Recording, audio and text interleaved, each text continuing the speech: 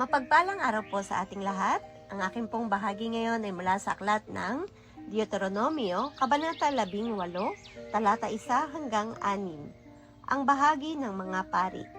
Ang mga paring Levita, ang buong lipi ni Levi, ay walang mamanahing bahagi sa lupain ng Israel.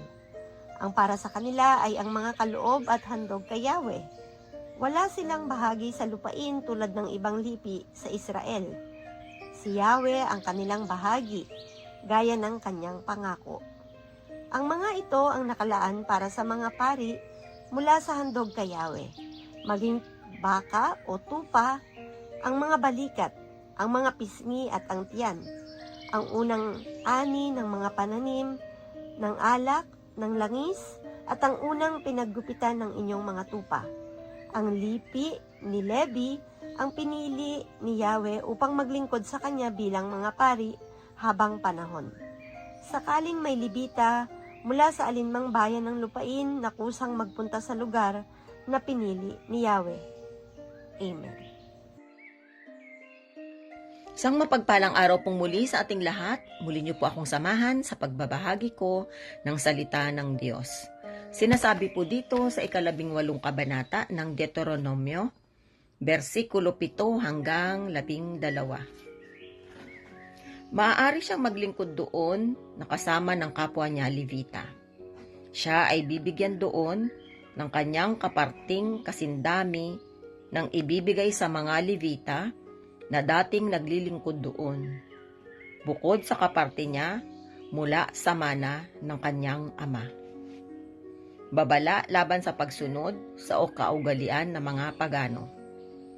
Kapag kayo'y naroon na sa lupaing ibibigay sa inyo ni Yahweh, huwag kayong makikiisa sa kasuklam-suklam na gawain ng mga tao roon. Sino man sa inyo'y huwag magsusunog ng kanyang anak bilang handog. Huwag maging manghuhula.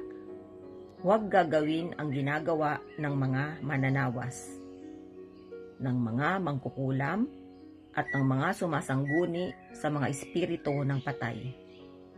Sino mang gumawa ng gayon ay kasusuklaman ni Yahweh. Iyan ang dahilan kaya niya itataboy ang mga nakatira sa lupaing pupuntahan ninyo. Ito po ang mga salita ng Diyos. Papuri po sa Diyos. Amen. Ang aklat ng Deuteronomio, Kabanata 18, versikulo 13 hanggang 17, at ang sabi, Lubos kayong maging tapat sa Diyos ninyong si Yahweh. Ang mga bansang inyong sasakupin ay sumusunod sa mga manghuhula at mga naniniwala sa mga agimat. Subalit ang mga ito ay pinagbabawal sa inyo ng Diyos ninyong si Yahweh. Mula sa inyo, si Yahweh na inyong Diyos ay pipili para sa inyo ng isang propetang katulad ko. Dapat kayong makinig sa Kanya. Ito ang kasagutan sa hiling ninyo kay Yahweh nang kayo'y nagkakatipon sa Sinai. Ang sabi ninyo, huwag mo lang iparinig pang muli sa amin ang tinig ni Yahweh, di ipakita ang kakilakilabot na apoy na ito, sapagkat tiyak na mamamatay kami. Sinabi naman niya sa akin, tama ang sabi nila. Ito ang salita ng Diyos. Amen. Our devotion for today is from the book of Deuteronomy, chapter 18, verse 18 to 22.